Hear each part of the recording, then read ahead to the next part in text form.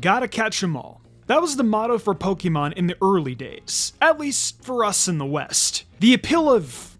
Oh, wait, I forgot. This is the intro from the last video I did, regarding the easiest catches, in fact. Oh yeah, go watch that video if you haven't, by the way. But today, we're going to do 10 very rare Pokemon. Now, to clarify by rare, we mean rare by in-game mechanics. So, not event Pokemon from like 20 years ago. At least, we're not doing that yet.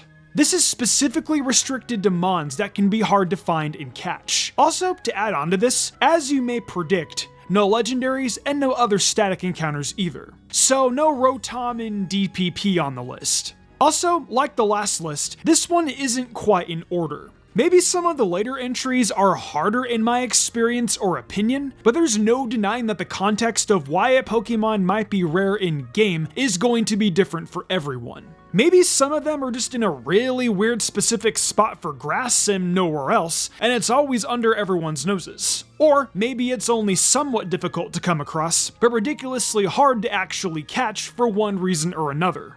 I'll also be transparent for a second here and say I've talked about a few of these being difficult or annoying to get in the past due to a bit of overlap for this entry in this particular series of videos with another video or two I've done before. But since we did a set of very easy Pokemon, we felt we needed to do some of the most rare next before moving on to the next part. But don't worry, we'll be going through these 10 at the same pace as last week's video without wasting your time. Now, let's get right into it with number 10.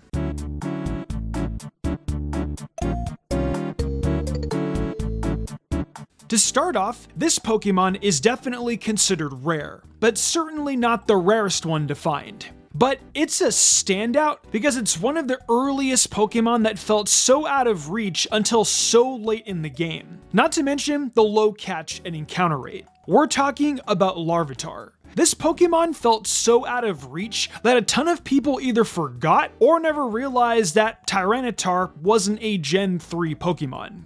Being only available in Mount Silver is wild, but it's clear they wanted something so powerful available only in the late game to sell how special it was. Like it was some sort of secret. Another rare one in Mount Silver is Misdreavus, which also has a low encounter rate, and is only available at night. Yet another one that a lot of people may not have ever seen in Gen 2 in the wild. While this Pokemon is difficult to find in several games, it's Gen 3 that I think of when it comes to its rarity. Its location in Emerald is so specific. It's in this spot right here where you get Dragonclaw in Meteor Falls. Looking anywhere else will basically cause you to be wandering around looking for it forever. It sucks, man. Not the Pokemon. Salamence rules. But just this specific spot. It's not like Natu in Gen 2 with that specific patch of grass that's much easier to kind of stumble into. Also, you won't be seeing Bagon until pretty late in the game. So, yeah, it's not surprising a lot of our friends 20 years ago didn't have a spare one of these.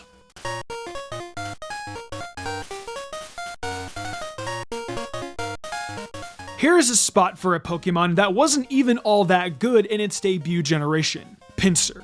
Now, you could buy this at the Game Corner shop, but it was incredibly expensive, and no one really bought it outside of completing their Pokédex, assuming they couldn't catch it. And yeah, this thing was annoying to find. It's not the hardest Pokemon to catch at the Safari Zone, but it was definitely hard enough. And from a gameplay standpoint, not worth the trouble. Unless you were the biggest Pinsir fan in the world or something. The encounter rate in some areas goes down as low as 1 to 4%, and it has the same miserable catch rate value of 45. Then you also need the deal of Safari Zone mechanics and the fact that it can just flee whenever it feels like it. Just awful. In Gen 2, it's definitely an easier catch, but still has some unusual circumstances only showing up during the bug catching contest, which only happens on certain days of the week, and the encounter rate remained pretty low, but at least you could catch it with normal mechanics. Alright, we've talked about Feebas before not too long ago, so I'll keep it super quick. The way you need to catch this sting is really stupid in Gen 3. Basically, depending on your save file, there are only 6 tiles of land where you can encounter the sting. Yeah, it's not hard to catch once you encounter it, but at that point, it's like, who cares about the catch rate? It's a nightmare to figure out which of these tiles have this sting. They definitely wanted its evolution Milotic to feel like a very rare, very special Pokemon at the time when it was still brand new. Seems like that's the logic for quite a few of these in earlier games.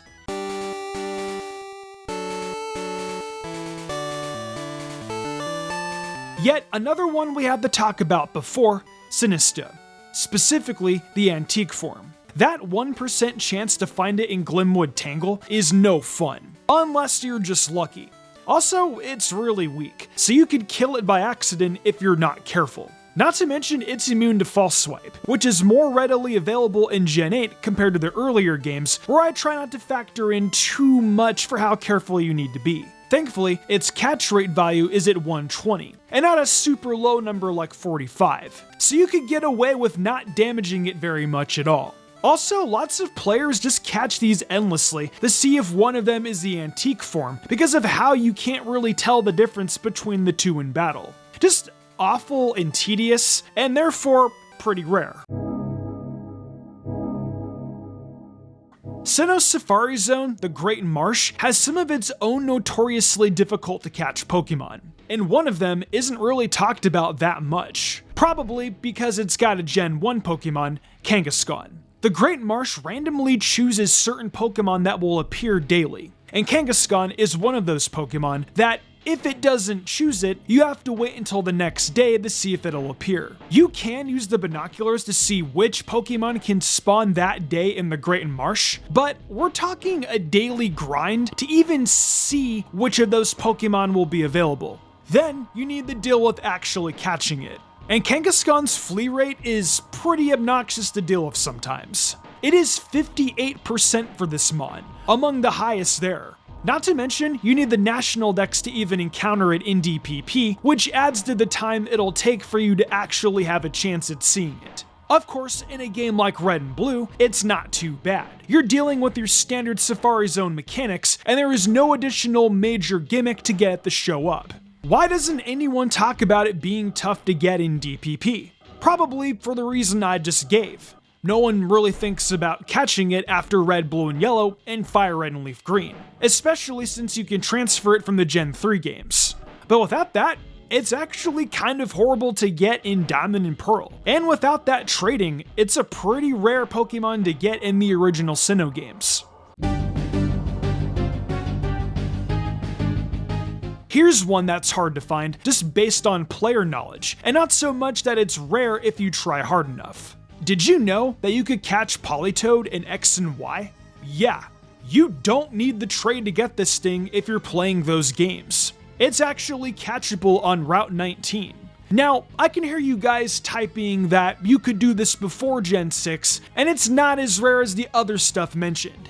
Yeah, I know in Black and White, you can also fish it up from rippling water. And honestly, that also isn't something that's talked about that much either, but still way more than X and Y. Plus, people actually wanted to use it in Gen 5 because Politoed's drizzle was insane in that game. In X and Y, Politoed Mania was over. So the fact that you could pull one of these out of the water in Gen 6 again went way under the radar. And a lot of us didn't know the ability to catch it there until long after we were wrapping up with the game. Its encounter rate is only 5%, which isn't too bad, but it will take some effort to catch. Its catch rate value is only 45, so if you choose to catch it in the wild instead of trading, be prepared. This also goes for some other fishing catches, by the way, like Dragonite, who is even more difficult to catch in Black and White's rippling water. It's just that it's a bit more discussed, grinded, and remembered than Politoed in X and Y's Route 19. So don't think I forgot about Dragonite, which essentially also counts in this entry as far as this genre of rare Pokemon.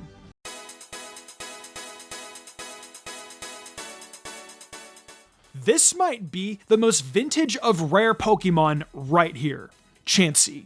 I mean, I bet most of us never even bothered trying to grind this out in the Safari Zone and stuck with Cerulean Cave or something in Kanto. But even then, encountering Chansey is not easy, and catching it is almost as tough. With a catch rate of only 30, specifically getting it in the Safari Zone is unbelievably awful. You have almost zero chance of getting one of these before the Elite Four. I would argue that in that context, it could be the worst thing to try to catch in this series. But thankfully, there is the Cerulean Cave. But even in other games like Gen 2, it's still seriously a pain in the ass. I can't even imagine experiencing the meme of encountering a shiny Chansey in the Safari Zone only to watch it immediately run away. I would be pretty pissed.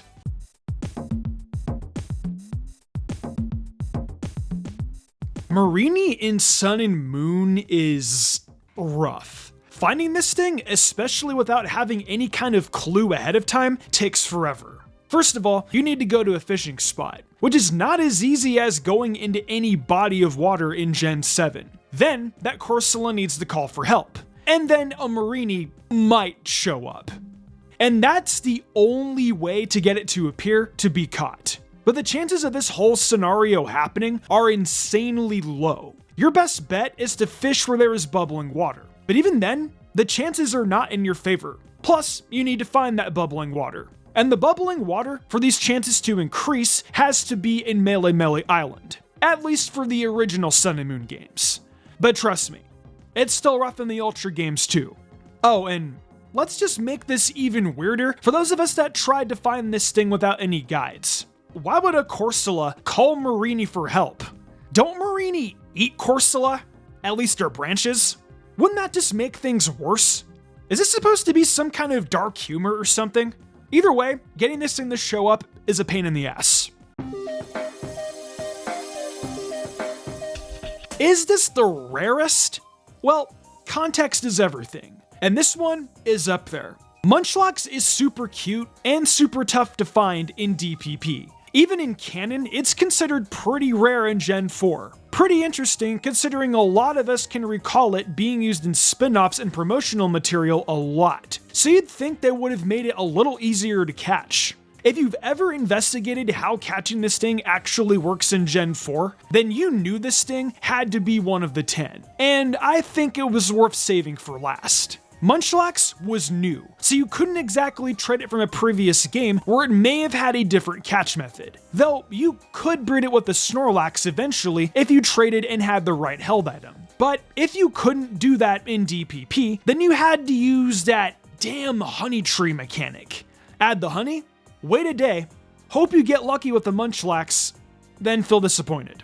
But it's not even just a 1% encounter at getting it per day. It's the fact that you need a specific indistinguishable type of honey tree, which I believe there will be 4 based on your trainer ID and secret ID. The secret ID thing being another convoluted mechanic that you're not even intended to know about that was added in Gen 3. So it'll only come from one of the few honey trees unique to your save file, your trainer, and then it has a 1% chance for you to encounter it.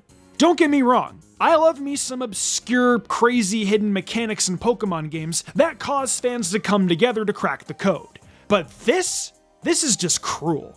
No Pokemon should take literal years for you to potentially encounter. If you have a Munchlax caught fair and square from a honey tree in your Gen 4 game, that is a permanent badge of honor. Good for you.